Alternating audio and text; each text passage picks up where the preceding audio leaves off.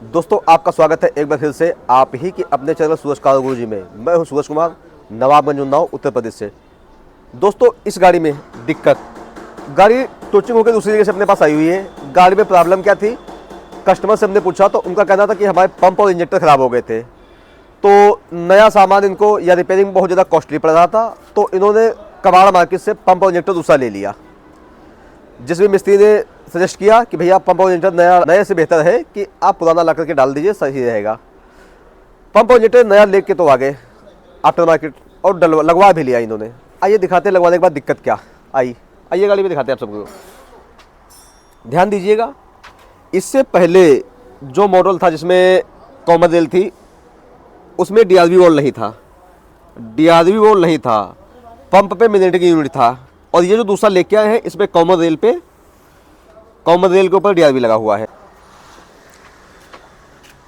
क्या फर्क, इससे पहले वाले में पंप पे मैग्नेटिक यूनिट लगा था और इसमें कॉमन रेल पे डीआरवी लगा हुआ है। मिस्त्री ने बोला हाँ ले आओ, कोई फर्क नहीं होता है, और मैग्नेटिक यूनिट वाला सॉकेट निकाल करके डीआरवी में लगा देंगे और गाड़ी स्टार्ट हो जाएगी। ये तो हमारे बाएं हाथ का काम है। उन्होंने बोला हमें करते रहते हैं, चलिए कोई दिक्कत नहीं। अब गाड़ी आ गई, लगातार कंटिन्यू काफ़ी समय तक करने के बावजूद में समस्या का समाधान नहीं हुआ। गाड़ी स्टार्ट नहीं होती, अगर स्टार्ट होती तो पेट्रोल दिखाने के बाद स्टार्ट होती और जैसे ये छोड़ते गाड़ी बंद हो जाती। फाइनली गाड़ी खड़ी रही तकरीबन वहाँ पे 1 से 1.5 महीने, उसके बाद फाइनली अपने पास गाड़ी आ गई है। आइए अब देखते हैं कि गाड़ी में क्या फॉल्ट है। इसी कंडीशन में गाड़ी आई हुई है और अंदर क्या क्या चेंजेस किए, आइए हम देखते हैं, एक बार दिखाते हैं आपको अंदर कंडीशन। दोस्तों ये देखिए, वही आपका जाना पहचाना ECU लगा हुआ है। महिंद्रा में सबसे ज़्यादा यूज होता है ADC 8755। आइए आपको दिक्कतें हैं क्लियर करने की कोशिश करेंगे। ये देखिए, चलिए ठीक है, यहाँ तक तो समझ में आ रहा है। आप सभी कमेंट करिए कि मैग्नेटिक यूनिट जो पंप पे लगा होता है उसकी क्या वर्किंग होती है और DRV जो कॉमन रेल पे लगा होता है, दोनों की वर्किंग में फ़र्क होता है। क्या फ़र्क होता है ये आप सभी लोग कमेंट करिए, और अपने जो भी मिस्त्री और टेक्नीशियन भाई उनसे भी पूछिए। तो इन्होंने भैया सब कर दिया, अब फर्क क्या पड़ रहा है भाई, अपडेट तो उन्होंने करवा दिया, मान लीजिए जो DRV था कॉमन रेल में करवा ली। दोस्तों इनको किसी ने बताया कि जिस भी गाड़ी में कॉमन रेल पे DRV लगा होता है उस गाड़ी में फ्यूल पंप असेंबली होती है, टैंक में फ्यूल पंप असेंबली जरूर होती है, और जिस पे पंप पे मैग्नेटिक यूनिट लगा होगा उसमें असेंबली कई बार होती है, कई बार नहीं होती। तो इन्होंने फ्यूल पंप असेंबली कंप्लीट मंगवाई, जहाँ से इंजेक्टर पंप मंगवाए थे, लाके गाड़ी में फिटिंग कर दी, लाके फिटिंग कर दी। और आइए आपको दिखाते हैं वायर्स। ये देखिए, ये सीधा ग्राउंड जोड़ दिया और एक वायर छोड़ रखा है। हमने पूछा भैया ये किस लिए, तो ये बोले कि भैया सीधा फ्यूज में लगा दीजिएगा और टंकी मोटर ऑपरेट हो जाएगी, ऑन हो जाएगी और गाड़ी स्टार्ट हो जाएगी। हमने कहा आपने करके देखा, बोला हाँ भाई हमने करके देखा, गाड़ी स्टार्ट नहीं हुई। इस हमारी बात हुई तो हमने पूछा तो उसने खुद बताया चलिए कोई दिक्कत नहीं, ये भी हो जाएगा। आखिर गाड़ी आपके छोटे भाई के पास आई हुई है तो गाड़ी तो होनी ही होनी है। आप सभी का स्वागत है एक बार फिर से आप ही के अपने चैनल सूरज कार गुरुजी में। दोस्तों वीडियो को ज़्यादा से ज़्यादा शेयर करिए, आज हमारी बातें सुननी बहुत ज़रूरी है। वीडियो को स्किप करेंगे, जो हम टॉपिक जरूरी बता रहे हैं वो मिस हो जाएगा, बहुत ज़रूरी है। आज का मेन मुद्दा यही है। बहुत से भाई गाड़ी को अपडेट कर देते हैं, अगर जानकारी नहीं है तो परेशान ना होगे। दोस्तों जिन टेक्नीशियन साहब ने गाड़ी अपने पास भेजी है उनसे बात हुई तो उन्होंने बताया कि ये तार आप डायरेक्ट लगा लेना, मोटर ऑन हो जाएगी। भैया कोई दिक्कत, उनकी बात हम मानते हैं और आप सभी को दिखाते हैं।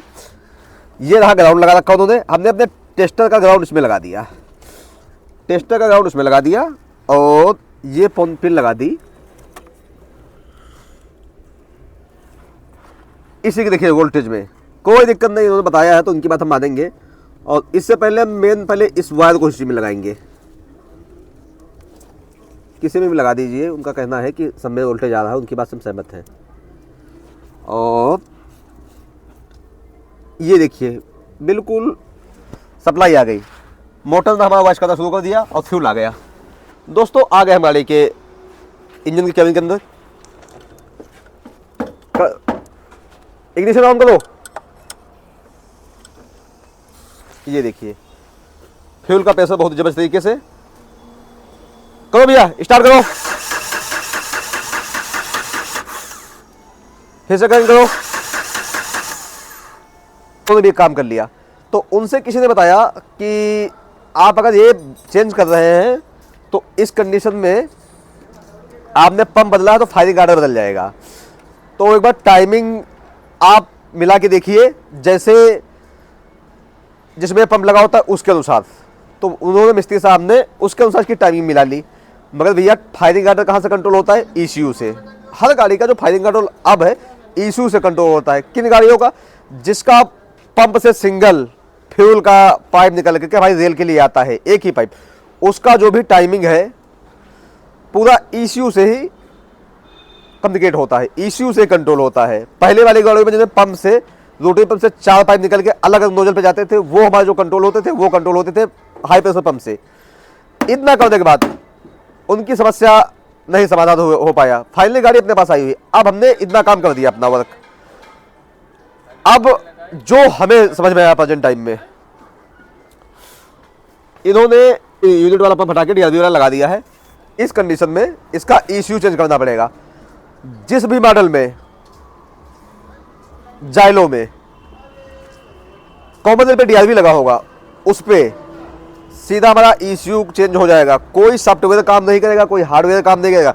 और ECU चेंज करने के साथ में पिन आउट का भी फर्क आएगा। पिन आउट भी चेंज करना पड़ेगा, क्योंकि उस पिन आउट के अनुसार से ही हमको नया ECU लगाना पड़ेगा, नहीं तो ECU उड़ जाएगा लगाने के साथ ही। और उसी के बाद में जो इसका ECU का सॉकेट है, उस सॉकेट में फ्यूल पंप यूनिट लगा होता है टैंक में, उसकी सप्लाई नहीं होती, वो भी पिन आउट में एडजस्ट करना पड़ेगा। ये थोड़ा सा मेहनत का काम है। आइए अब हम कोशिश करते हैं एक बार इसका पिन आउट के साथ में अपडेट करने की। उसके बाद देखते हैं कि हमारी गाड़ी स्टार्ट होती है फाइनली, अपने पास नहीं होती है। वीडियो को ज़्यादा से ज़्यादा शेयर करिए और चैनल को सब्सक्राइब करिए। आइए देखते हैं। दोस्तों, जितने भी 70-80 ECU लगे होते हैं जिन भी गाड़ियों में, उनमें जो अभी तक हमने देखा, जिसपे पंप पे मिनेटिंग यूनिट लगा होगा उसी पे 70-80-55 ECU लगेगा, जिसपे पंप पे मिनेटिंग यूनिट लगेगा। अगर कॉमन रेल पे DRV लगा हुआ है तो कतई वर्क नहीं करेगा। तो हमें जो जानकारी है, इस कंडीशन में इस गाड़ी में हमको लगाना पड़ेगा ECU 8704 और उसी के हिसाब से हमको इसको इंजन का पूरा पिन आउट करना पड़ेगा। पूरा पिन आउट करने के बाद फाइनली उसके बाद में ही हम गाड़ी में आगे स्टार्ट कर पाएंगे। आइए करते हैं एक बार पिन आउट के हिसाब से फिटिंग, फिर देखते हैं। दोस्तों ये देखिए, EDC 8704, EDC 8704 ये ECU है। अब ये ECU लगा करके हम कोशिश करेंगे एक बार इसको स्टार्ट करने की। हमसे स्टार्ट होती है या नहीं होती है, या आज हम भी फेल हो जाएंगे। आप सभी फटाफट कमेंट करिए भाई, वीडियो को ज़्यादा से ज़्यादा शेयर करिए और चलो सब्सक्राइब करिए। निकालते हैं इसका हम ECU। इग्निशन ऑफ है भैया।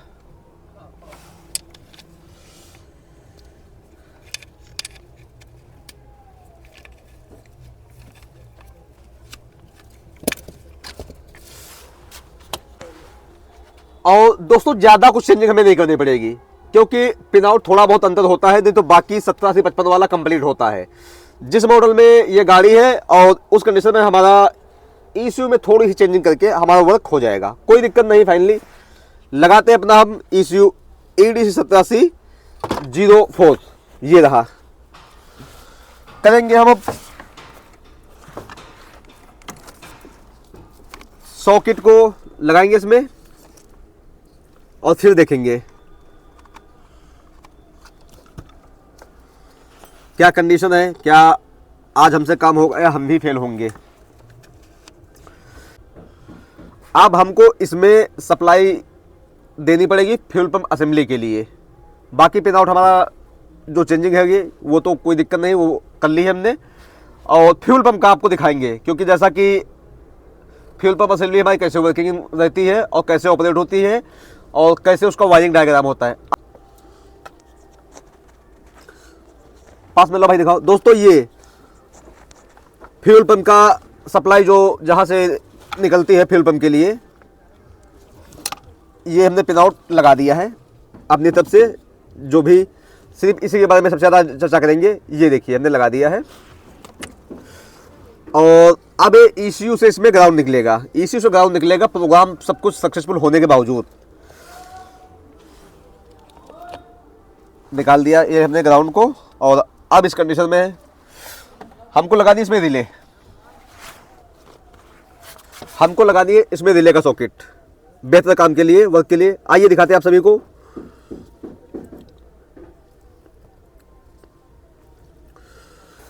इसको हम दे देंगे एक को ग्राउंड से 85 या 86, 85 या 86 दोनों में से हमें ग्राउंड दे सकते हैं, कोई दिक्कत वाली बात नहीं है। रिले को हमें कैसे यूज में लेना है ये तो हमारे ऊपर डिपेंड करता है। फाइनली एक साइड हमने दे दिया इसको, फाइनली एक साइड दे दिया हमने इसको ग्राउंड। और टेप हम अपना ब्रांड यूज करेंगे, वही जो अपने पास आता है सबसे बेहतर क्वालिटी का टेप। अभी कच्चा करेंगे फिर फिटिंग होती रहेगी। देखिए करने को तो बहुत समय कर देते, हम कर देते, भैया ने बोला 1-1.5 महीने लगे रहे। आप देखते हैं हम भी कर पाते हैं या हमारा भी माइंड फेल होता है। फाइनली ये लगा दिया हमने ग्राउंड। अब 87 नंबर से हमारा आउटपुट जाएगा टैंक के लिए। तो जिसका भैया ने बताया था कि ये वाला मेन में डायरेक्ट लगा दीजिएगा, ऐसा हम कुछ नहीं करेंगे, हम सीधा तरीके से करके चलेंगे। तो तरीके का काम थोड़ा लेट होगा, कोई दिक्कत नहीं है। ये लगा दिया हमने 87 नंबर में सप्लाई।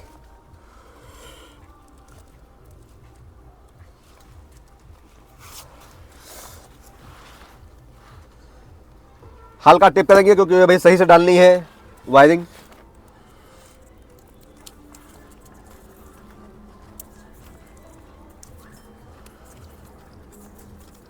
ये हमने डाल ली, बहुत 2 वायर हमारे पिन आउट सक्सेसफुली हो गए कंप्लीट। अब हमें क्या चाहिए, एक इग्निशियन और एक डायरेक्ट पॉजिटिव। अपने पास टेस्टर है, ग्राउंड लगा रखा है, चेक करेंगे डायरेक्ट पॉजिटिव और इग्निशियन। देखेंगे क्या फ्यूज में हमें कहीं पे डायरेक्ट पॉजिटिव मिलता है।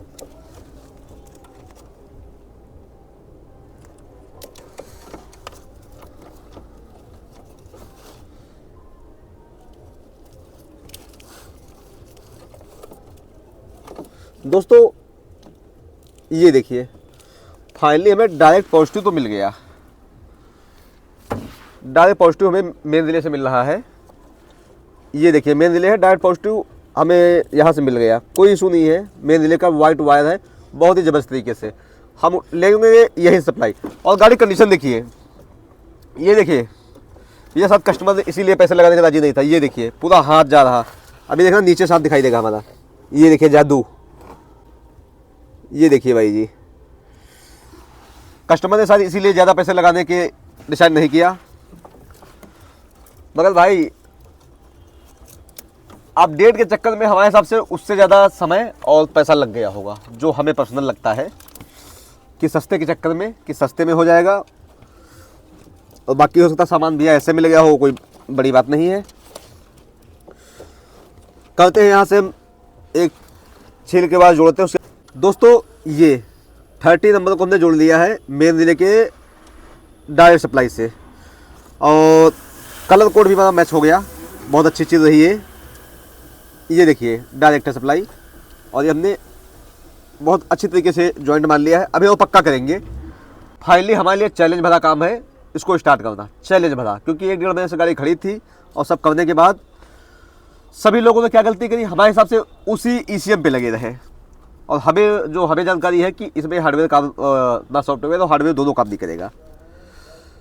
30 में सप्लाई हमारी आ गई, 87 से आउटपुट होती है। अब दोस्तों हमको एक देना है इग्निशियन अगर चाहे तो इसमें हमारा मिल जाएगा। जहाँ उन्होंने बताया था कि भैया डायरेक्ट लगा दीजिएगा, वहाँ सप्लाई आती है।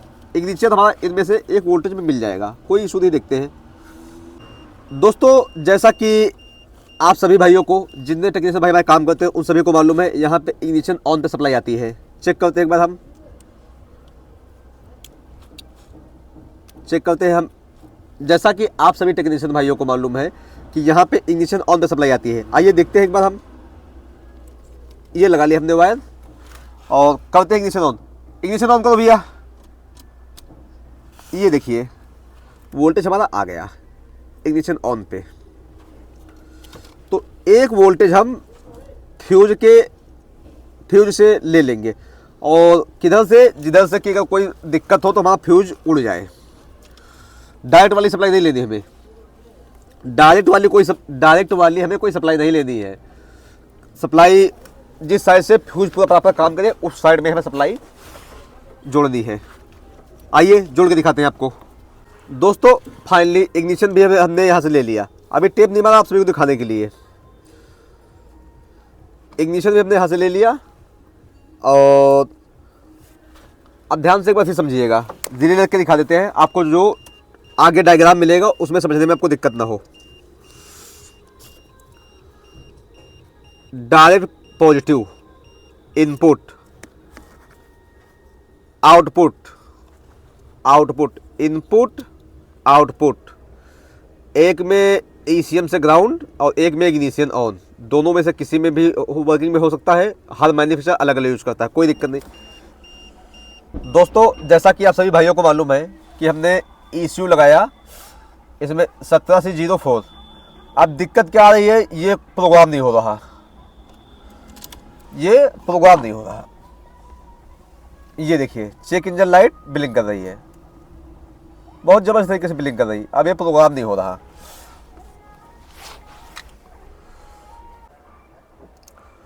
दोस्तों आ गए हम हमने इंस्टॉलेशन 90 के ऊपर और करते हैं डायग्नोस।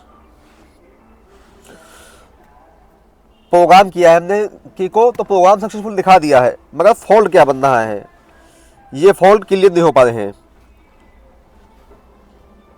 जाइलो, और ये है मॉडल D2। थोड़ा सा लोड करेंगे और करेंगे हम सिस्टम सिलेक्शन, सीधा करेंगे ECM को scan, read DTC।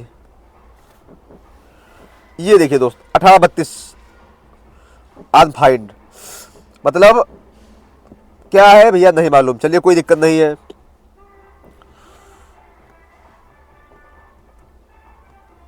Clear successfully history में। फाइनली अब ये गाड़ी नहीं प्रोग्राम हो पाएगी एक्सटूल से, और थिंक डेक 2 से भी ट्राई किया, नहीं हुआ। अब हमारा मैटर, आज हमारा भी मैटर फंसा। कहाँ फंसा? अब हमको पूरी किट चाहिए होगी इसकी, या तो कस्टमर से पूरी किट मंगवाए, नहीं तो तरीके और भी हैं, चाहे तो उनसे कर सकते हैं, मगर नहीं, कस्टमर से बात करेंगे, सीधा दूसरी पूरी किट मंगवाते हैं और उसके बाद में देखते हैं कि हमारी गाड़ी होती है सक्सेसफुली या नहीं हो पाती है। ऐसे दिलचस्प वीडियो के लिए सब्सक्राइब करिए सूरजकांत गुरु जी को, और वीडियो को ज़्यादा से ज़्यादा शेयर करिए। फाइनली हमने दूसरी किट मंगवा ली है। ये देखिए ईमो, चाबी, ECM रखा हुआ है। ठीक है, दूसरी किट लाई और फिलहाल ऐसे ही लगा लिया है। करते एक बार इग्निशन को ऑन अब हम। दोस्तों फाइनली दूसरी किट हमने लाके लगा ली है, वो लाइट जा चुकी है हमारी अब। और ये रहा ECM अभी सब वैसे के वैसे पड़ा हुआ, वायरिंग भी वैसे की वैसी छोड़ रखी है, देखिए टेप नहीं किया है। अब करेंगे स्टार्ट करने की एक बार कोशिश, देखते हैं क्या होता है। दोस्तों फाइनली सब कुछ कंप्लीट हो गया, देखते हैं। करो भैया, करेंगे, करो एक बार। थोड़ा सा लंबे से लग, गाड़ी स्टार्ट हो गई फाइनली। बंद करो।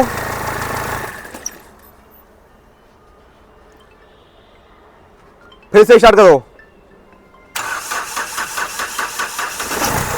स्टार्टिंग लॉन्ग है,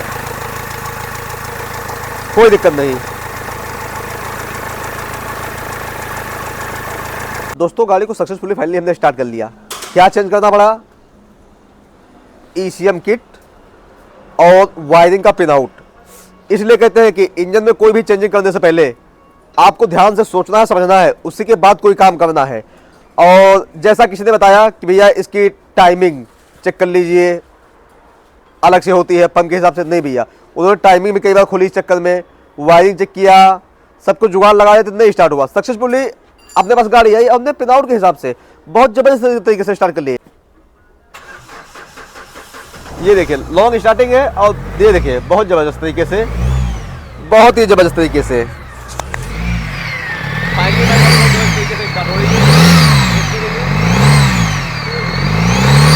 तो अब नेक्स्ट वीडियो में इसका एक हम छोटा सा पार्ट अभी बना के देंगे आपको नेक्स्ट वीडियो का, जिसमें इसका फ्यूल पंप असेंबली का वायरिंग का डायग्राम बना के दे देंगे कि फ्यूल पंप जो असेंबली मोटर होती है वो कैसे वर्किंग करती है, उसका डायग्राम बिल्कुल तरीके से समझा के दे देंगे, जिसका भी हमने प्रिंट आउट किया है। जय हिंद जय भारत। वीडियो को ज़्यादा से ज़्यादा शेयर करिए, चैनल को सब्सक्राइब करिए। आने वाले समय में और हाईटेक लेवल के वीडियो आने वाले हैं। जय हिंद जय भारत।